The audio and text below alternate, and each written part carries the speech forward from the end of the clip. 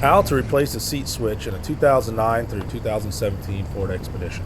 These same seat switches are a known problem in F-150s, Escapes, Explorers, and Expeditions.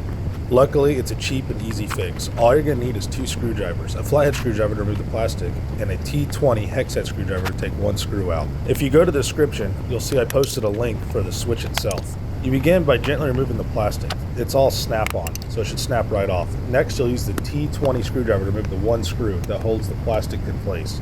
Once you have removed the trim panel, you can gently pry off the buttons. They're also snap-on. After that, you're going to gently pull out your old switch. Make sure not to bend or mash the plastic too much. Your new switch should pop right in. After that, you're going to gently go ahead and realign your trim. It should pop right back into the retainer clips. You'll reinstall your T20 screw. Doing this, be careful you don't pinch or kink your wires too bad. You don't want to have future problems down the road.